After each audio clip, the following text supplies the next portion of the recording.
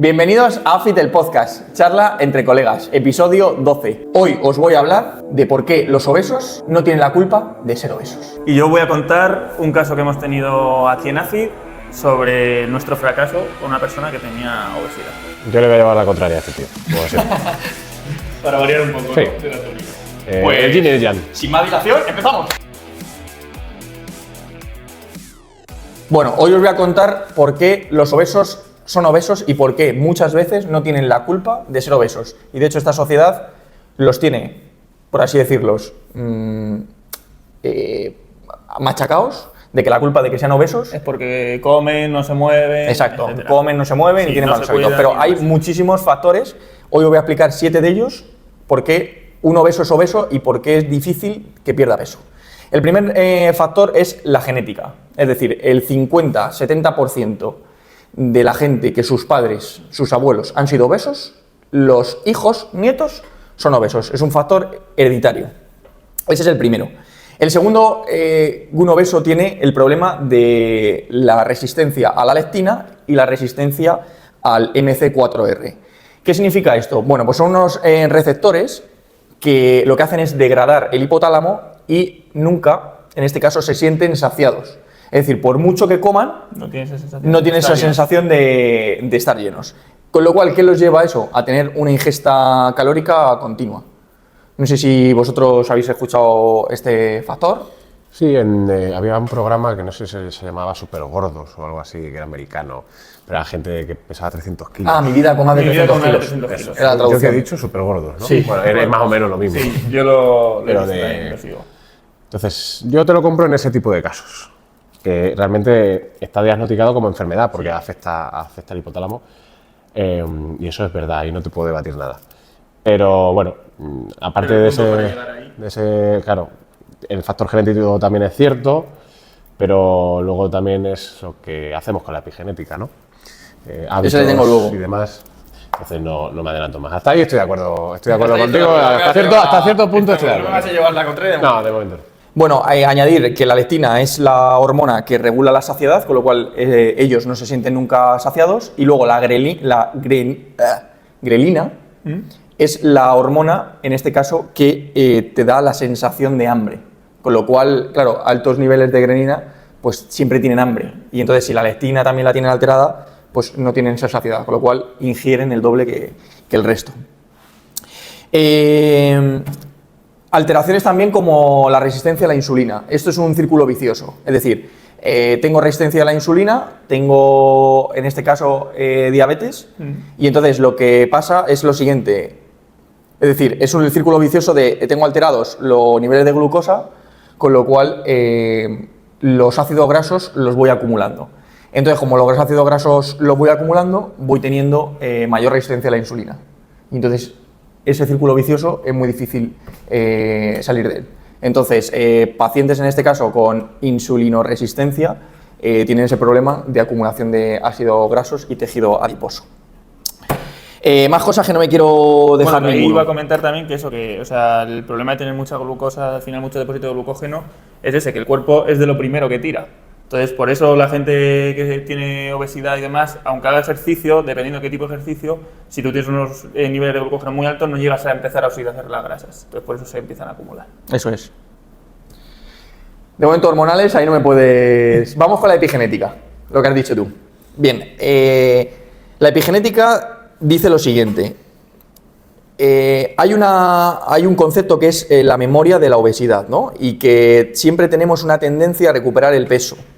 Es decir, hay un punto de ajuste biológico. Una persona cuando empieza a perder peso, si dentro de esa epigenética, o en este caso de esa memoria de ADN, tiene la tendencia a un peso, el cuerpo lo que hace es tirarle hacia ese peso. Es decir, personas que han conseguido tener, gracias a dieta, ejercicio y tal, una pérdida de peso importante, a lo largo del tiempo, esa memoria genética les lleva otra vez a recuperar ese peso o tener esa tendencia a recuperar ese peso. Entonces, claro, este es un problema que es el efecto rebote, que tiene muchas personas. Es decir, pierden peso muy, muy rápido y entonces el cuerpo tiende otra vez a tirarles hacia atrás porque tienen esa memoria celular de volver otra vez a ese tejido adiposo y a ese peso que tenían por así decirlo, consolidado.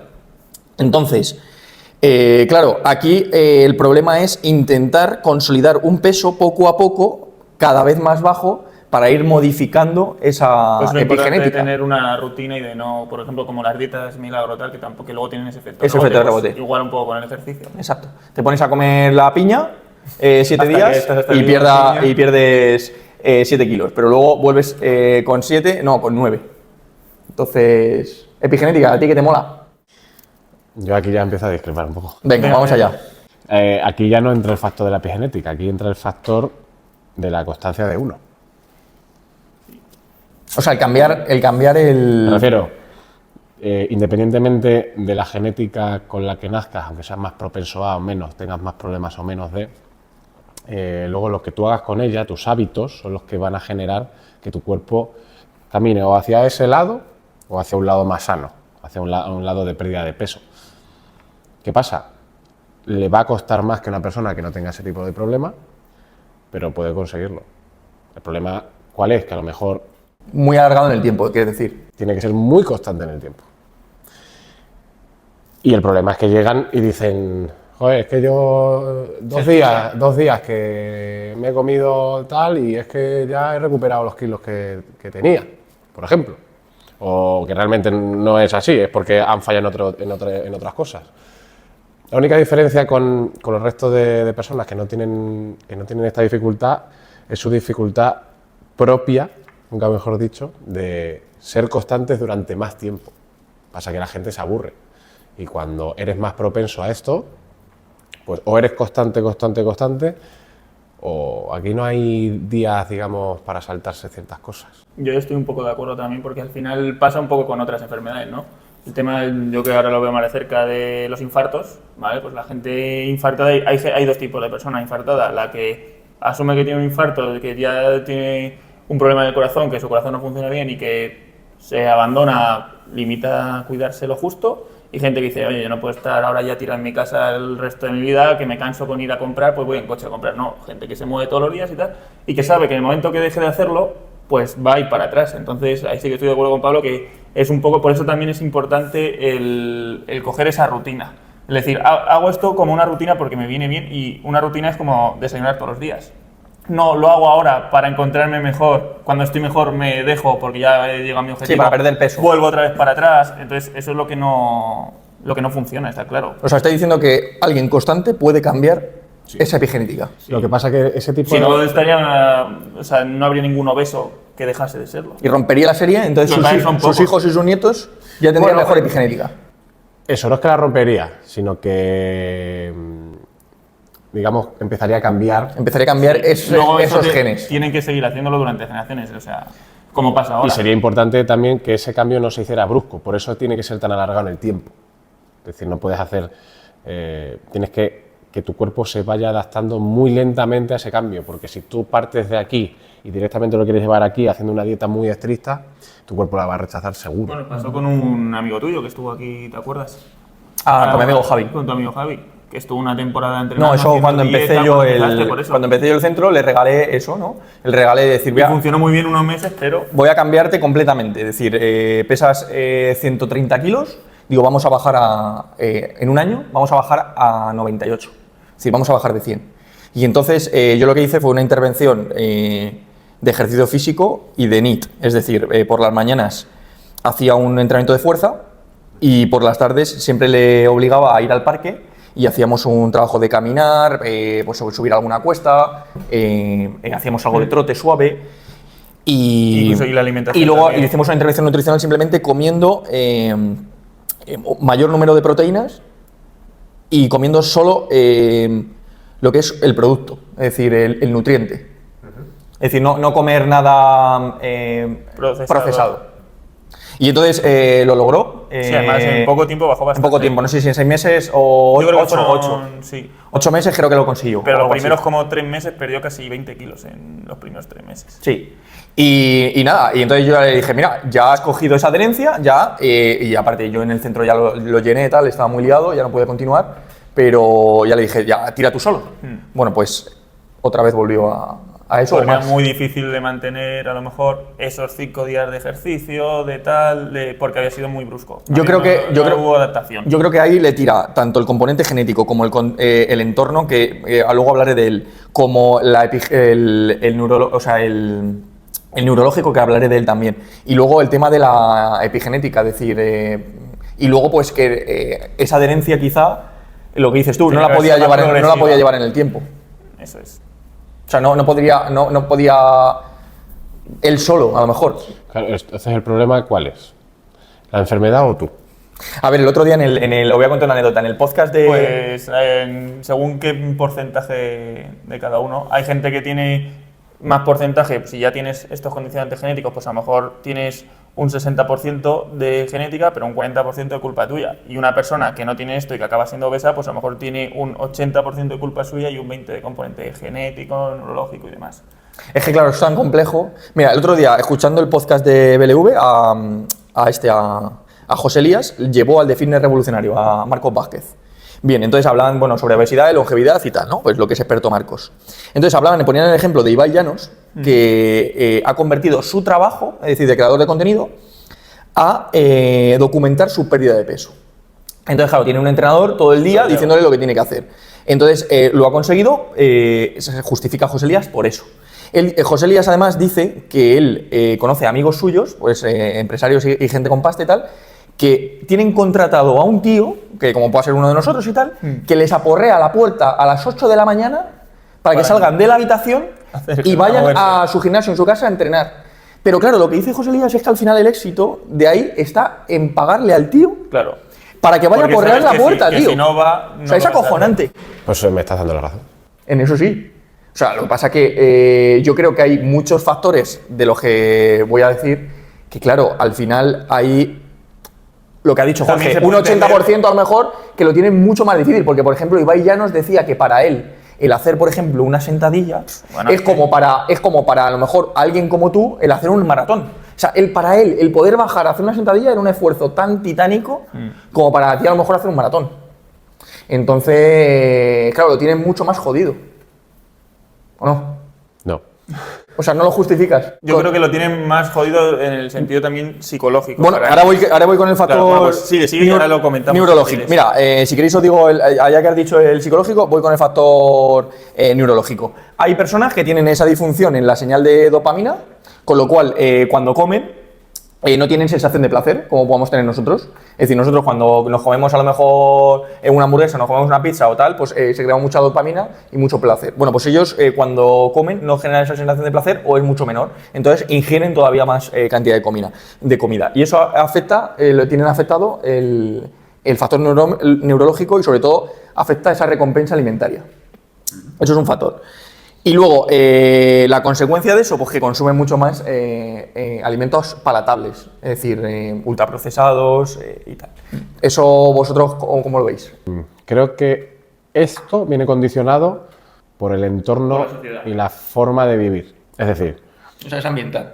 es ambiental, sí, es ambiental, sociológico, como lo quieras llamar. Si tú tiras 30 años atrás, o años 90, años 80, no sé cuál era el índice de obesidad en España, un 7%. No lo sé. Ahora está en un 20-30. Somos el tercer país del mundo con mayor obesidad. Y somos 45 millones de habitantes, que es que somos un país muy pequeño. Yo no recuerdo yo le pregunto a mis padres, cuando ellos eran pequeños no había gente obesa, o muy poca. ¿Por qué? Porque ahora tenemos la facilidad de con un botón nos traen comida a casa. Con un botón trabajo desde casa. Con un botón bajo las persianas de mi casa. Apago las luces, le digo a Siri que me ponga música. Y todo eso, esa comodidad, ese vivir en un entorno cómodo, no te saca de tu zona de confort. Te estoy hablando de salirte de tu zona de confort. Un ejemplo chorra que es levantarte a encender la luz de tu casa. Pero es que eso va acumulando, pasamos de eso a pedir comida en vez de bajar. El need del día a día al final es no moverse. El ser sedentario a nivel hormonal hace que ocurra eso. Está claro. Entonces, es como, la gente de campo, Yo no sé si habéis conocido a gente de campo obesa. Ya no por el hecho de la actividad. Era gente que se tenía que currar el pan, que trabajaba la tierra porque si no su familia no comía, y ese estado de alerta no te permite generar no te da la opción a tener esa deficiencia de diferentes hormonas, de segregación de hormonas, que ahora todo el mundo está en depresión porque no tiene followers o porque no me siguen aquí. ¿Sabes? ¿Me entendéis por dónde voy? Perfectamente. Entonces, todo eso sí, pero el problema base para mí de este problema es ese. Sí, yo creo que la sociedad también, un poco la educación y demás del ejercicio que tenemos, al final, quitando un porcentaje que nos gusta el deporte, a la gente que no le gusta solo hace deporte cuando ya está mal. Cuando ya es como el remedio último casi de decir, bueno, voy a ponerme, al final, ¿cuántos de nuestros clientes vienen? Porque ya empiezan con dolores, ya no pueden hacer su día a día, se van de viaje y no pueden hacer las rutas que hacían.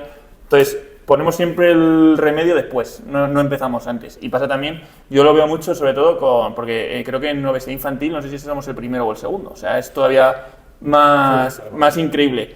Entonces, claro, yo lo veo y digo, si es que, y eso es un problema de educación.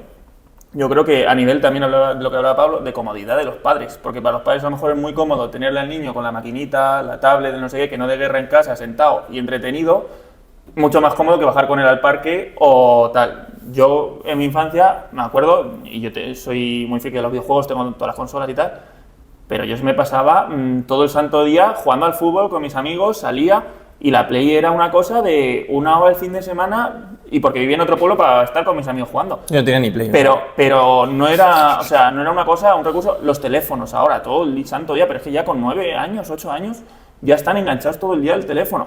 Pues claro, si ya encima tienes todos estos componentes, tú como padre no fomentas que le das una educación al niño para que se mueva y tal, pues al final cuando este niño tenga 30 años ya va a estar con unos hábitos que no va a saber cambiar. Y cambiarlo con 30 años es muy difícil. Muy difícil. Y luego, claro, ¿hasta qué punto tienes culpa? Pues es lo que estamos hablando, que se reparte lo que mucho. estamos debatiendo, sí. Se reparte mucho, porque yo creo que esto tiene mucha importancia, pero al final el hecho de que la gente se ponga a hacer el ejercicio, se cuide y demás, tiene muchísima importancia, que no la damos. Y luego el componente también de nuestros padres, de la sociedad, de hacia lo que nos está empujando, que a veces que es muy difícil cambiar. Es muy difícil, yo entiendo que es muy difícil decir a tu hijo, no, tú no juegas a la Play, vete al parque. ¿Con quién? Si mis amigos no van, porque están todos jugando a la Play. Es muy difícil. Entonces, claro, pues ahí es donde estamos un poco en el debate.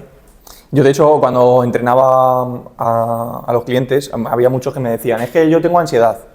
Y claro, ese es la alimentación emocional. Es decir, lo que hago con la ansiedad es que tengo el cortisol alto, con lo cual, evidentemente, afecta al hipotálamo y afecta al sistema límbico, con lo cual no tengo saciedad y con lo cual pues tengo esa motivación hedonista de comerme lo que me da satisfacción, es decir, hamburguesas, bollería y tal. Entonces esa ansiedad, bueno, hay herramientas evidentemente para trabajarla, pero siempre es verdad que la canalizamos con la comida. Entonces ese es el otro círculo vicioso que tiene el factor ambiental. Eso se ve mucho con los fumadores. Cuando dejan de fumar, esa ansiedad, la manera de calmarla, eso es. Sí, es muy interesante lo que has dicho, que es cómo curas tu ansiedad. Tienes varias opciones. Unas comiendo. Normalmente son hábitos malos. Pocas veces, bueno... Moverte es una buena, lo que pasa es que a lo mejor el por ejemplo, mi ansiedad la curo yendo a entrenar. Pero también es verdad que cuando me entra la gula, como por ansiedad. Tengo ganas de que llegue el fin de semana porque tengo un evento importante y como y bebo porque tengo como la ansiedad de ese día. Entonces, lo que quiero decir es, estaría muy interesante que hubiera una forma para educarnos a nosotros mismos y saber tratar esas situaciones y no con algo tan simple como es pedir comida basura, fumar tabaco, sí, hay gente que o otro tipo de drogas. Meditación, sí, ese tipo de que no cosas. estoy diciendo que no te tomes una cerveza después de un día que estás hasta los cojones. Tómate la cerveza. Total. Tómate una hamburguesa, tómate una pizza, pero que no sea siempre tu primera opción para cada vez que tienes una situación de estrés, de agobio. Y es que eso, o sea, está muy bien decirlo, pero es muy complicado, ¿eh? Es complicado. Sobre todo si desde un primer momento tú te habitúas a Sí, eso. que te crean una adicción, como el que la tiene con la bebida. Para ti, con el producto la adicional. solución a tu problema es esa, y realmente estás saciando a tu cerebro dándole una solución que realmente es otro problema más, porque crea dependencia. De hecho, lo voy a hilar con el tema del estrés crónico, que es otro factor que tienen los obesos, en este caso la gente que acumula grasa, que es que, claro, niveles altos de cortisol continuamente genera ese tejido adiposo, sobre todo abdominal y de grasa visceral. Con lo cual, si tienes un aumento de esa grasa visceral, degradas masa muscular. Y si degradas masa muscular, lo que lleva es a degradar, o en este caso, deplecionar la tasa metabólica basal. Con lo cual, quemas menos calorías. Se va haciendo una bola. Se va haciendo una bola, efectivamente. Entonces, esas son las personas que tienen grandes barrigas y muy duras. Entonces, eso es complicado de... Lo primero es reducirlo... Esas son las tripas trabajadas, ¿no? Exacto, las de un abdominal. Las de globo, la de que puedes pinchar el globo. No, te partes el Bueno, cuchillo. te partes el cuchillo, sí. Y tienen un solo abdominal. Exacto. Y es trabajada, ¿eh? O sea, es de embarazo total, ¿eh? Total. Es de no verse los pies, no decir otra cosa. Efectivamente. Yo, fíjate, lo veo casi más difícil de hacer esa que una buena tableta, ¿eh? Cuidado. Pues sí. Cuidado, hasta cierto nivel depende, ¿eh? Hostia, es que... Pero duras, ¿eh? Duras y enormes, sí. Complicado. Esas son las jorobadas. Y bueno, pues voy a acabar ya con el último factor, que es el factor de la microbiota. Es decir, si las personas que normalmente tienen la microbiota afectada, se le llama como diobiosis, ¿no? Disbiosis, exacto. Que tienen menos diversidad bacteriana en el estómago y en el tubo Asimilar los digestivo. alimentos peor y demás. Exacto.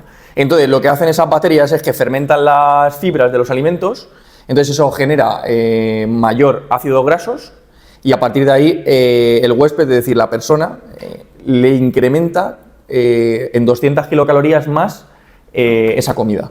Con lo cual, claro, si vas incrementando en cada comida esas 200 kilocalorías porque tienes afectada la microbiota, al final aumentas mucho en este caso, el gasto calórico que tendrías que consumir para poder compensar eso. Con lo cual, así afecta mucho al metabolismo la microbiota. Sí, además, hilando con lo de antes, el hecho de tener la microbiota también hay que cuidarla, en el sentido de actividad física. Si eres una persona activa, tu metabolismo, tu capacidad de absorción, tu capacidad de digestión es mucho mejor. Si tú eres una persona que no se mueve, que no gasta, tu estómago se oxida, tu capacidad de absorción es lenta, tu calidad de absorción es mala.